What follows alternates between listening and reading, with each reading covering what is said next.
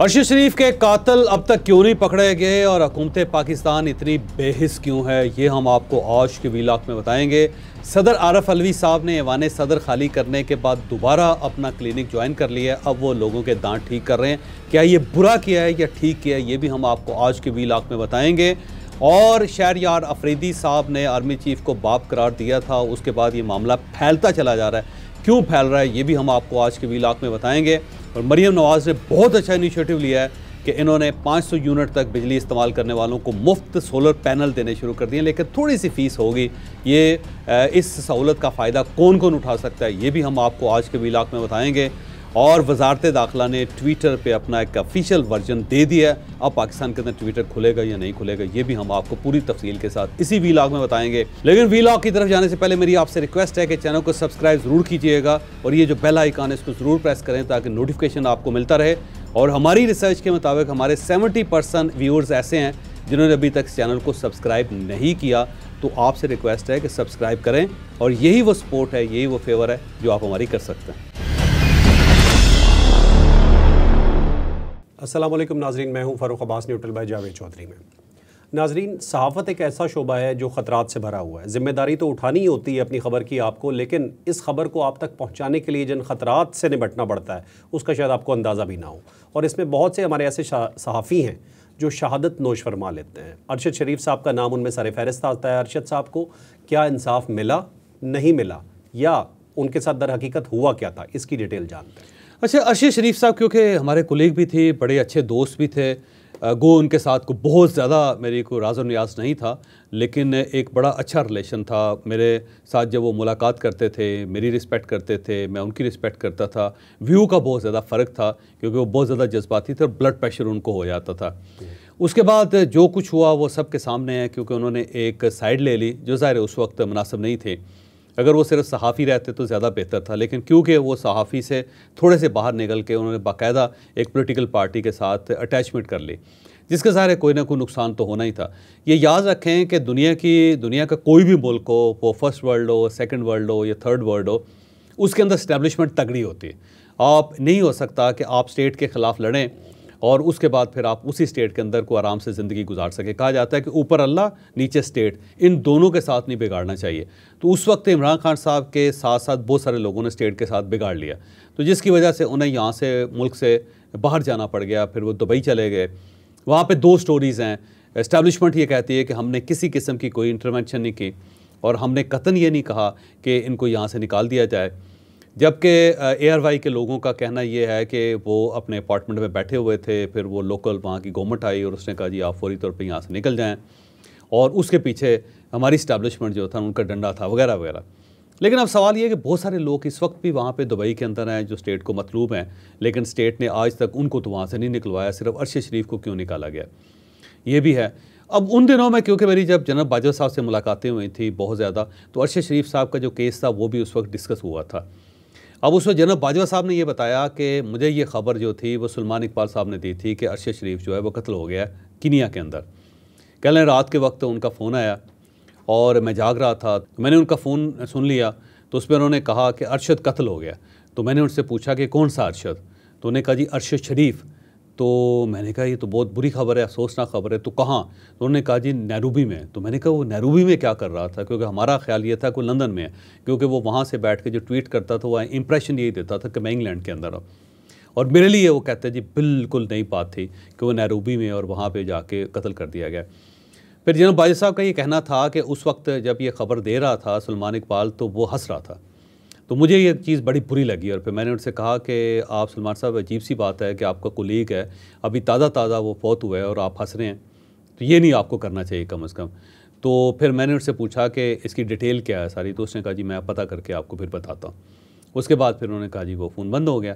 फिर दोबारा फ़ोन आया तो उन्होंने सारी डिटेल भी दी मुझे। फिर वो कहने लगे कि मैंने अपने इदारों से पूछा, तो उस वक्त तक ये खबर चलनी शुरू हो गई थे और फिर ये खबर जो है ना चलनी शुरू हुई।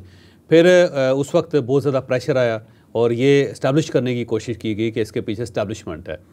फिर कहने लगे जब हमने वहाँ पे चेक करवाया तो नैरोबी के अंदर जो हमारी एम्बेसी है वहाँ पे इवन हमारा जो मिलिट्री अटैची है वो भी नहीं है। वहाँ पे हमारी किसी किस्म की होती है कोई इस्टेब्लिशमेंट हो या इस टाइप की कोई चीज़ हो, तो वहाँ पे ये तक नहीं था।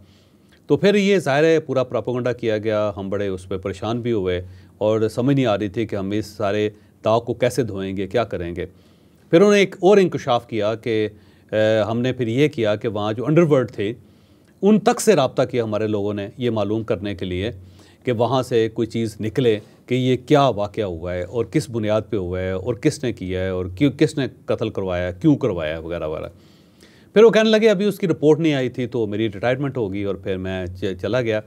लेकिन ये है कि वहाँ पे हमने कुछ लोगों को एंगेज किया था, क्योंकि ज़ाहिर है एक जो ऑफिशियल चैनल है वो तो ज़ाहिर है पुलिस है, और उसने एक नया नैरेटिव लिया हुआ था। उसने कहा जी हमने तो शक के अंदर गोली चलाई, हमें नहीं पता था कि ये पाकिस्तान का सहाफ़ी है, को हम ये समझ रहे थे कि जो शख्स मतलूब है जिसके हम पीछे लगे हुए हैं वो है। तो उनका एक ऑफिशियल वर्जन था गवर्नमेंट का, तो ज़ाहिर है उससे मज़ीद जितना भी पूछा जाता उन्होंने यही बात करनी थी। तो हमने अनऑफिशियल जो मामला थे वो किए।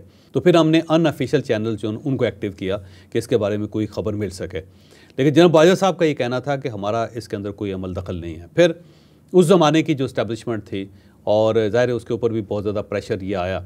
मेरी जब उस वक्त उन सब से मुलाकातें हुई तो उन सब का भी ये कहना था कि हमारी इन्वॉल्वमेंट किसी जगह पे नहीं है, और उसमें कुछ फैक्ट्स भी उन्होंने दिए कि अगर हमारी इन्वॉल्वमेंट होती तो इस तरह इस टाइप का इंसिडेंट ना होता। जो सीक्रेट एजेंसीज़ करती हैं ये उनका तरीक़ाकार नहीं होता कि वो इस तरह सड़क के ऊपर किसी को गोली मरवा दे, और किसी जगह पे भी कोई भी ऑपरेशन होता है तो इस लेवल का नहीं होता कि वो इतना हाईलाइट हो जाए और मीडिया के अंदर आ जाए। अगर मीडिया के अंदर आ गया तो फिर इसका मतलब ये हुआ कि एस्टैब्लिशमेंट बड़ी नालायक है, या सीक्रेट एजेंसीज़ बड़ी नालायक है कि उन्होंने इस टाइप का काम किया कि जिससे उनके ख़िलाफ़ एक फ़िज़ा मुल्क के अंदर भी और बैरून मुल्क भी हो गए। तो उस वक्त ये उसका वर्जन था। पहले ये बड़ी बदकिस्मती है कि आज कीनिया के अंदर जो है वहाँ पे जज साहबा ने ये डिक्लेयर कर दिया कि पुलिस उसमें इनोसेंट नहीं है और पुलिस की बाकायदा इन्वॉल्वमेंट है। लेकिन जहाँ का वो शहरी था अरशद शरीफ, जहाँ हम सब उसके कोलीग्स मौजूद हैं और उसका इदारा मौजूद है जिसके लिए उसने इतनी कुर्बानी दी, उन्होंने अभी तक कुछ नहीं किया। यहाँ पे ना अदालत कुछ कर सकी, ना यहाँ पे तहकीकाती अदारे कुछ कर सके, ना यहाँ पे कोई इस्टेब्लिशमेंट कर सके, और ना ही कोई जर्नलिस्ट उसके लिए ख़ास आवाज़ उठा सके। उस वक्त शुरू में मैं देख रहा था कि उनकी वालदा के पास बहुत लोग जाते थे, लेकिन अब सवाल ये है कि क्या 2 साल बाद भी लोग वहाँ पे जा रहे हैं या नहीं जा रहे, या उनका किसी ने सहारा बनने की कोशिश की या नहीं की। इमरान खान साहब और पाकिस्तान तहरीक इंसाफ जिसकी भेंट चढ़ गया वो बंदा, अब वो उनका नाम तक नहीं लेते किसी जगह पे। इमरान खान साहब ने कभी अपना वफ्त भेजा हो या अपने लोग भेजे हैं उनके घर, या उस माँ के साथ बैठे हों जाके और कहा हो जी आपका बेटा नहीं गया, हमारा भाई भी गया और हम आपके बेटे हैं। अगर उन्होंने किसी जगह ये किया हो या उसके बच्चों का सहारा बनने की कोशिश की हो, या उनकी जो एक बात है उनके साथ किसी ने कोई रब्ता किया हो, तो फिर तो बात बनती है। लेकिन किसी सियासतदान ने, किसी सियासी जमात ने कोई इनिशिएटिव नहीं लिया। और ये जो केस है ये भी उनकी जो दूसरी बेगम है जवेरिया सदीक, उन्होंने किया था और उसकी बुनियाद पे ये फ़ैसला हुआ। तो ये एक मुकम्मल बेहिसी है स्टेट की तरफ से, इदारे की तरफ से, सहाफ़ी दोस्तों की तरफ से, और बाकी जो लोग मैटर करते हैं उनकी तरफ से। तो मेरा ख़्याल है ये नुक्ता उठाना चाहिए कि अगर उसे नैरोबी में इंसाफ मिल सकता तो पाकिस्तान में क्यों नहीं मिल रहा। नाज़रीन, अब चलते हैं अपनी अगली स्टोरी की तरफ। पीटीआई एक ऐसी जमात है जिसमें थोड़ी सी बर्दाश्त की कमी है, और इस सिलसिले में वो अपने लीडरान को भी नहीं छोड़ते। शहरियार आफरीदी साहब ने जब आर्मी चीफ के बारे में कहा कि वो कौम के बाप हैं, तो उन्हीं के एक वकील उनके गले पड़ गए। ये पूरी स्टोरी आपको डिटेल से बता दें। अब शहरियार आफरीदी साहब ने क्योंकि टेलीविज़न पे कहा था, उन्होंने कहा जी आर्मी चीफ बाप की तरह होता है, तो वसीम बादामी साहब का शो था। वसीम बादामी साहब ने वैसे बड़े पते की बात की, उन्होंने कहा ये तो बाप 3 साल बाद या 6 साल बाद तब्दील हो जाता है। और ये बात वैसे है ठीक, क्योंकि आर्मी चीफ जो है एक ओहदा है, याद रखें, ये कोई एक शख्सियत नहीं है।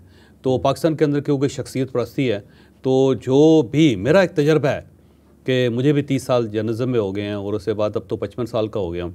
थ्रू आउट मैंने देखा है कि जो भी आर्मी चीफ होता है, तमाम सियासतदान, तमाम सियासी जमातें जो हैं वो कहती हैं कि इससे बड़ा, इससे अच्छा आदमी कोई नहीं है। और ये कहा जाता है कि ये पाकिस्तान के सेवियर हैं, इनका अपना एक फार्मूला है, ये पाकिस्तान को ठीक चलाएँगे, और इससे ज़्यादा बड़ा जमहूरियत पसंद जर्नैल आज तक नहीं आया। ये सब के बारे में कहा जाता है। आप यकीन करें कि जो बड़े बड़े डिक्टेटर थे ना, आप अयूब खान से लेके या ना परवेज़ मुशर्रफ तक देख लें, सब के बारे में यही कहा गया था। और मियाँ शहबाज शरीफ साहब तो इस मामले में बहुत ही आगे हैं। वो हर आर्मी चीफ के बारे में यही कहते हैं कि इससे ज़्यादा शानदार आदमी, फिर उंगली भी दिखाते हैं नहीं है। और बाद में अगर कोई थोड़ी सी भी बात दाएं बाएं हो जाए ना, तो बाद में वो कटवाते भी हैं जाके कि यार इसको माइनस करो, क्योंकि कहीं ऐसा ना हो जाए कि वो तंज ना समझ लें इसको। तो जनरल क्यानी से लेके यहाँ तक जनरल आसम मरीर तक मैंने देखा कि शहबाज शरीफ साहब इस मामले में बड़े डटे हुए हैं।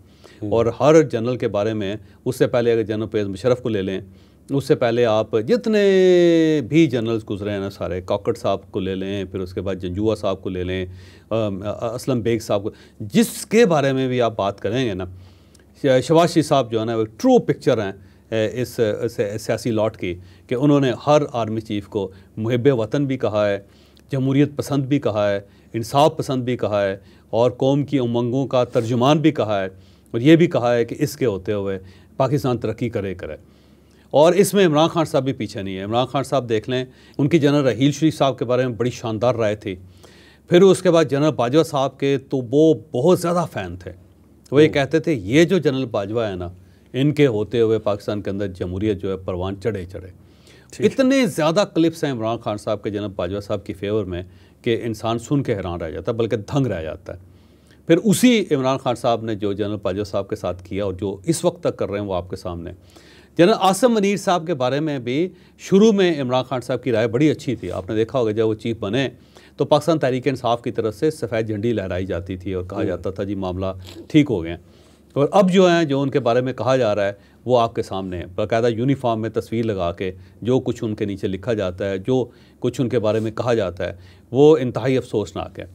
तो ये जो पाकिस्तान की एक ट्रेजेडी है, पाकिस्तान की एक हिस्ट्री है कि जो भी सीट पे होता है उससे बहुत ज़्यादा अपनी उमंगें वाबस्ता कर लेते हैं। तो शहरयार अफरीदी साहब ने भी ये कहा, उन्होंने कहा जी ये बाप है कौम का। तो लेकिन सवाल फिर वही है कि ये तो 3 साल बाद जब उनका टेन्योर पूरा होगा, यह हद जो है 6 साल, क्योंकि उसकी वजह यह है कि एक्सटेंशन भी उसकी रवायत चली आ रही है पाकिस्तान में। तो अगर उन्होंने एक्सटेंशन भी ले ली तो वो 6 साल हो जाएंगे। 6 साल बाद फिर नया बाप रखना पड़ेगा, बाप तब्दील हो जाएगा। और फिर इन्हीं जनरल आसिम मुनीर साहब के बारे में जो शहरयार अफरीदी साहब कहेंगे या पाकिस्तान तहरीक इंसाफ कहेगी, वो सबके सामने होगा। क्योंकि जनरल बाजवा के साथ भी यही हुआ, जब बाप तब्दील हुआ तो जो जनरल बाजवा साहब के साथ किया उन्होंने और जो कुछ अब तक कर रहे हैं वो सबके सामने। बल्कि वो तो कहते हैं कि हम अपना जो बाप है उसको आर्टिकल 6 लगाएंगे, उसके तहत सज़ा देंगे। तो अजीब सी बात है कि एक वक्त में बाप होता है, अगली मरतबा वो गद्दार बन जाता है या वो बागी बन जाता है और उसके खिलाफ आर्टिकल 6 लगना चाहिए, ये सूरत हाल हो जाती है। तो अब उन्होंने कह दिया था। उसके बाद कल अदालत के अंदर गए तो एक वकील ने ऑब्जेक्शन किया और उन्होंने कहा जी ये आपने जो बाप वाला बयान दिया था गलत है। तो उन्होंने कह दिया कि शट योर माउथ। तो वकील भी गले पड़ गया और उसने भी कहा शट योर माउथ, और वहाँ पर ठीक ठाक किस्म की लड़ाई हो गई। फिर शहरयार अफरीदी साहब और उसके लोग कह रहे थे कि वकील को बाहर भेजो, लेकिन वहाँ पे जो पाकिस्तान तहरीक इंसाफ के सेंसिबल लोग हैं जिसमें अहमद डोगर साहब वगैरह हैं, उन्होंने कहा नहीं वकील बाहर नहीं जाएगा, और उन्होंने मामला को ठंडा किया। अब वो वकील अगर बेचारा बाहर चला जाता तो शहरयार अफरीदी के लोगों ने फेंटा लगा देना था, तो अंदर ही पार्टी के अंदर ठीक ठाक किस्म की डिवीजन हो जानी थी। तो ये याद रखें कि जो वकील एतराज़ कर रहा है ना वो भी पाकिस्तान तहरीक इंसाफ का ही है, क्योंकि इस एक्सट्रीम तक भी पाकिस्तान तहरीक इंसाफ का बंदा ही जा सकता है। तो एक एक्सट्रीम ये है कि बाप डिक्लेयर कर रहे हैं, दूसरी एक्सट्रीम ये है कि बंदा माइट कर रहा है जी कि आपने इनको बाप क्यों डिक्लेयर किया। तो दोनों तरफ पीटीआई है, इस तरफ भी पीटीआई, इस तरफ भी पीटीआई। तो ये पाकिस्तान तहरीक इंसाफ को ना मेरा ख्याल है बोलने से पहले एहतियात करनी चाहिए। ये पूरी पार्टी का इशू है, ये बोलते हुए सोचते नहीं हैं, ये कुछ भी कह देते हैं और फिर उसके बाद जो फिर ये बड़ा जानवर कहते हैं ना बंदे को, उसके बाद बड़ी हैरत होती है कि एक साइड में बाप था, अब मैं जानवर बन गया या मीर सादो को मीर जाफ़र बन गया।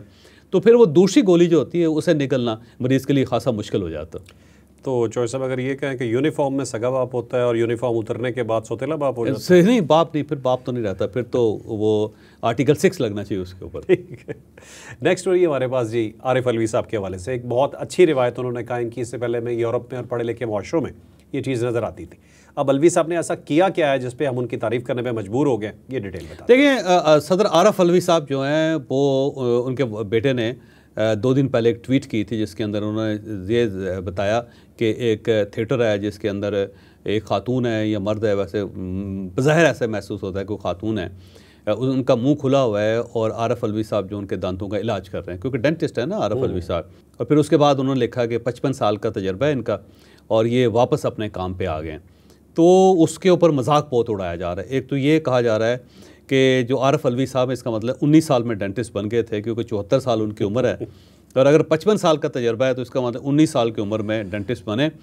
तो ये वर्ल्ड रिकॉर्ड होगा या पाकिस्तान का सबसे बड़ा रिकॉर्ड होगा कि एक आदमी 19 साल की उम्र में उसने लोगों के दांत ठीक करने शुरू कर दिए थे, डेंटिस्ट हो गए।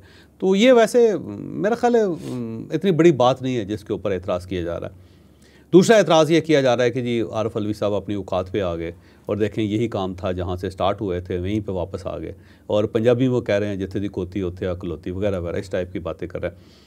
लेकिन फ़र्क यकीन करो कि मुझे ये चीज़ देख के और ये तस्वीर देख के बड़ी खुशी हुई। उसकी वजह यह है कि यूरोप के अंदर, अमेरिका के अंदर यही होता है कि प्रोफेसर होता है, फिर आके वो सेक्रेटरी बनता है, फिर वो 5-5, 6-6 साल काम करता है और उसके बाद फिर वापस जाके वहीं पे अपनी यूनिवर्सिटी में पढ़ा रहा होता है। वहाँ पे कोई इशू नहीं होता किसी बंदे को। यह एक बंदा बिजनेसमैन है और उसने पॉलिटिकल पार्टी ज्वाइन की, फिर उसके बाद उसने काम किया, वहाँ पे मिनिस्टर बना और प्रेसिडेंट बना और उसके बाद दोबारा आगे बाहर निकल के अपना काम कर रहा होता है। और ये करना चाहिए। ये बहुत बड़ी ज़्यादती है कि जब आपका स्टेटस अच्छा हो गया और उसके बाद जब आप वापस आएँ तो आप अपने पुराने काम से, जिसने आपको शनाख्त दी, जिसने आपको इज़्ज़त दी, जिसने आपको इस मुकाम पे लेके आया कि आप सदर बन सकें या वज़ीर-ए-आज़म बन सकें या आप मिनिस्टर बन सकें, उसी काम को आप बुरा समझना शुरू कर देते हैं। तो ये बड़ी अफसोसनाक बात होती है। पाकिस्तान में कुछ डॉक्टर्स ऐसे ज़रूर गुजरे हैं कि जो मिनिस्टर बने, हेल्थ मिनिस्टर बने और उसके बाद दोबारा वहाँ से फ़ारिग हुए और फिर उन्होंने अपना क्लिनिक किया, लेकिन किसी सदर ने वापस जाके अपना काम नहीं किया सिवाय आरिफ अलवी के। तो मेरा ख़्याल है आरिफ अलवी साहब को मुबारकबाद भी पेश करनी चाहिए, उन्हें सलूट भी पेश करना चाहिए और सबसे ये कहना चाहिए कि जनाब आप अपना जो काम है उसको दोबारा किया करें, उससे नफ़रत ना किया करें। जैसे कि मियां नवाज शरीफ साहब एक बिज़नेसमैन हैं, तो उन्हें ये चाहिए कि जब वो थोड़ा सा सियासत से बाहर हों या वो सियासत से रिटायरमेंट लें तो उन्हें बिज़नेस करना चाहिए, वापस अपने पुराने बिज़नेस पे जाना चाहिए उनको। या इसी तरह जो इमरान खान साहब हैं, उन्हें एक क्रिकेट की एकेडमी बनानी चाहिए। क्यों नहीं बनानी चाहिए? जिस चीज़ के एक्सपर्ट हैं, जहाँ से उन्होंने ये स्टार्ट किया था, वो क्यों नहीं करते? सेम इसी तरह जो आसफ़ अली ज़रदारी साहब हैं, उन्हें खेती बाड़ी करनी चाहिए क्योंकि उनके आबाओ अजदाद जो हैं वो ज़मींदार थे। तो इसमें हर्ज कोई नहीं है। लेकिन हम, क्योंकि जब हमारा स्टेटस अच्छा होता है तो हम अपने पेशे से नफ़रत करनी शुरू कर देते हैं, जो सदर आरिफ अलवी ने नहीं की, लिहाजा मैं उन्हें सलाम पेश करता हूँ। बहुत अच्छी बात है, आपको ये काम ज़रूर करना चाहिए। नाज़रीन, अपनी अगली स्टोरी की तरफ चलते हैं। नेक्स्ट स्टोरी है हमारी ट्विटर के हवाले से। ट्विटर की बंदिश आपने यकीनन देखी होगी, लेकिन इसकी वजूहत आपको मालूम नहीं होगी। आज गवर्नमेंट ने ऑफिशियली मान लिया है कि हमने ट्विटर क्यों बंद किया है। इसकी दरहकीकत असल वजह क्या है, ये आपको बता दें। वज़ारत दाखिला ने आज अपना बयान जमा करवाया सिंध हाई कोर्ट में, क्योंकि सिंध हाई कोर्ट ने ये मामला टेकअप किया हुआ है कि ये ट्विटर क्यों बंद है, और वहाँ से बड़े अच्छे रिमार्क्स आ रहे हैं हम जैसे लोगों के लिए जो ये चाहते हैं ट्विटर खुले। तो उसमें वज़ारत दाखिला का ये कहना था कि वो गैर कानूनी काम कर रहे थे और उसके अंदर जिस किस्म का मवाद था उससे पाकिस्तान की सलामती को ख़तरा था। तो हमने बार बार ट्विटर से रब्ता किया, लेकिन उसने हमारी बात मानने से इनकार कर दिया, इसलिए हमने इसे बंद किया। तो ये पहली मरतबा गवर्नमेंट ने तस्लीम किया है कि जी हमने उसे बंद किया है। इससे पहले तो गवर्नमेंट मान ही नहीं रही थी और कह रही थी जी खुला हुआ है, आप देखें तो सही, और जब ये कहते थे साथ ही खुल जाता था। लेकिन आज गवर्नमेंट ने इसे तस्लीम किया। तो अब इशू इसमें दो हैं। एक इशू तो ये है कि ट्विटर बुरा नहीं है, क्योंकि ये एक इंटरनेशनल फोरम है जिसके साथ पूरी दुनिया जुड़ी हुई है। तो आपने ऑल ऑफ सडन अपने आप को पूरी दुनिया से काट दिया। बिल्कुल ऐसे है जैसे यूएन के मेंबर्स हैं 192 कंट्रीज़, और आप उसमें से अचानक अपने आप को निकाल लें। तो जब आप साइड पे करेंगे तो आप जो मेन धारा है उसे निकल जाएंगे। तो इस किस्म के जो सोशल मीडियाज़ हैं वो ऐसे धारे हैं जिनके अंदर अब सारी अक़वाम, सारे लोग एक दूसरे के साथ जुड़ते हैं। तो जब आप उसको ऑफ़ कर देते हैं तो आप अपनी कौम का अपना नुकसान करते हैं। तो मेरा नहीं ख्याल कि ट्विटर को बंद होना चाहिए। अब दूसरा ऑप्शन ये है कि अगर उसके अंदर कोई मवाद ऐसा लग रहा है तो आपके पास कोई फ़िल्टर करने का सिस्टम होना चाहिए। तो वो सिस्टम जो है जैसे दूसरी दुनिया के मुल्कों ने किया हुआ है, आप भी कर लें ताकि इस किस्म का मवाद वहाँ पे चल ही ना सके। और थर्डली ये है कि जो लोग ये कर रहे हैं पाकिस्तान के अंदर, आप उनके ख़िलाफ़ कानून साजी करें, आप उनको सज़ा दें और उन्हें मजबूर करें कि वो इस टाइप का मवाद ना लगाए। और अगर बैरून मुल्क से हो रहा है तो जिस मुल्क का ये शहरी है वहाँ पे अपनी एम्बेसी को एक्टिव करें, वो जाकर उस कौम से या उस हुकूमत से बात करें, उनसे कहें जी ये ऐसा हरकत कर रहा है, ये हमारा शहरी है, जो पुराना शहरी है हमारा, अब आपका शहरी बन गया, लेकिन ये हमारे साथ इस टाइप की हरकत कर रहा है जिससे हमें और हमारे मुल्क के अंदर मुनाफरत फैल रही है। तो वहाँ पे गवर्नमेंट्स बड़ी सख्त हैं, वो फौरी तौर पे एक्शन लेती हैं एम्बेसीज़ के कहने पे या वहाँ पे वकला के कहने पे। एक ये आपके पास ऑप्शन है। और फोर्थली ये कि आप ट्विटर के साथ इंगेज करें, आप अपने बंदे भेजें, ऐसे बंदे भेजें जो वाकई समझदार हों, जिनको सोशल मीडिया की लैंग्वेज आती हो, जो वहाँ बात कर सकें। हम जो अपने मिनिस्टर्स को भेज देते हैं जिनको खुद ट्विटर चलाना नहीं आ रहा होता, जिनको खुद पता नहीं होता कि ट्विटर क्या है, बल्कि वो नाम भी पता नहीं ट्विटर ले रहे होते हैं तो उससे मामला जो है ज़्यादा ख़राब हो जाता है। तो आपको चाहिए कि आप ऐसे लोगों को भेजें जो इन सारी चीज़ों से कैसे वाकिफ़ हों, और गवर्नमेंट जाके अपनी वहाँ पे बाकायदा मुहिम चलाए और कन्विंस करें उनको, बजाय इसके कि आप ऑल ऑफ सडन अपने मामले को ब्रेक करके और उसके बाद आप बैनुल कौमी बरादरी से बाहर चले जाएं। इस तरह तो मेरा ख्याल है ज़्यादा बड़ा कल्प्रेट जो है ना पाकिस्तान के अंदर, जो सबसे बड़ा मुजरम है वो तो बिजली है। अगर बिजली ना होती तो सोशल मीडिया ना होता, तो फिर मेरा ख्याल है गवर्नमेंट को ये चाहिए कि बिजली भी बंद करते हैं। अगर ये पूरी सोशल मीडिया से या सब किस्म की मुनाफरतों से जान छुड़ाना चाहती है तो बस बिजली बंद करें। उसके कई फ़ायदे होंगे। एक फ़ायदा तो ये होगा कि टीवी भी बंद हो जाएगा, दूसरा अखबार भी बंद हो जाएंगे, तीसरा सोशल मीडिया तो बिल्कुल नहीं चलेगा, चौथा इंटरनेट भी बंद, और पाँचवा ये है कि सारे मोबाइल फ़ोन भी बंद। तो skun.com तो उस पर चली जाए गवर्नमेंट। तो ऐसा नहीं है कि अगर आपको एक ऊँट से झटका लग जाता है तो आप सारे ऊँटों की टांगें काट दें, ये मुमकिन नहीं है। तो गवर्नमेंट को ये नहीं करना चाहिए। मान लिया, लेकिन मेरा ख्याल है अपनी पॉलिसी के ऊपर रीथिंक करना चाहिए। दोबारा एक किताब है ना थिंक अगेन, तो उन्हें थिंक अगेन करना चाहिए। ठीक है। अब चलते हैं नाजरीन अपनी आखिरी स्टोरी की तरफ। आखिरी स्टोरी हमारी बेसिकली 2 पार्ट्स पे मुश्तमिल है। मरीम नवाज़ के लिहाज से ये स्टोरी है, एक में वो पैसे दे रही हैं, एक में वो पैसे ले रही हैं। अब बेसिकली एक हम ये कह सकते हैं काबिल तारीफ स्टोरी है, और एक स्टोरी ऐसे कि जिस पर दोबारा अफसोस होता है देख के। वो दोनों स्टोरीज़ क्या हैं आपको डिटेल से बता। अब एक तो ये है कि उन्होंने शायद टैक्स लगा दिया है कूड़ा उठाने पे या सफाई पे, कि जहाँ पे हम गलियों में सफाई करते हैं या दफ्तरों में सफाई करते हैं, कचरा उठाते हैं, तो उनके पैसे देने चाहिए हर घर को, हर प्लाजे को। ऐसा ही है ना? जी। ऐसे तो मेरा ख्याल है इसमें हर्ज कोई नहीं है, क्योंकि जब हम पेट्रोल डलवाने के पैसे खर्च कर रहे हैं, बिजली देने के, तो मेरा ख्याल है सफाई के भी पैसे देने में हर्ज कोई नहीं है। लेकिन अब अगला सवाल होता है कि गवर्नमेंट का क्या काम है फिर, कि सिर्फ वो टैक्स ही लेती रहे अगर उसने सफाई भी नहीं करनी। तो अब इसमें मेरा व्यू मिला जुला है। एक तो ख्याल ये है कि लोगों को खुद सफाई पसंद होना चाहिए, जैसे जापान है, जर्मनी है। आप अंदाज़ा नहीं कर सकते कि किस कदर साफ़ सुथरी कौम है वो। इवन बबल गम जो है ना, वो अगर इस्तेमाल की जाएगी जापान के अंदर, तो बंदा उसे टिश्यू पेपर में लपेट के घर लेके जाएगा और वहाँ पे फेंकेगा। कोई चीज़ वो सड़क के ऊपर फेंकते नहीं है। तो एक तो मेरा ख्याल है किरदार साजी पूरे मुल्क की होनी चाहिए, लोगों को पता होना चाहिए कि उन्होंने सफाई कैसे रखनी है, ये बड़ा इंपॉर्टेंट है। दूसरा, गवर्नमेंट जो है उसको मेरा ख्याल है कोई ना कोई काम उसे बगैर पैसों के भी करना चाहिए बजाय इसके कि आप इसके ऊपर टैक्स लगा दें। कल अगर फ़र्ज़ करें कि उन्होंने हवा खाने के ऊपर टैक्स लगा दिया कि ऑक्सीजन फ्री ली जा रहे हैं आप, तो ये अब गवर्नमेंट जो है बाकायदा इसके ऊपर मीटर लगाएगी और आपसे पैसे वसूल करेगी। या ये जो सुबह रोज़ नहा लेते हैं आप, तो इसके ऊपर नहाना टैक्स भी लगना चाहिए। तो ये चीज़ें जो है ना, ये बहरहाल हुकूमत की बदनामी का बायस बनती हैं।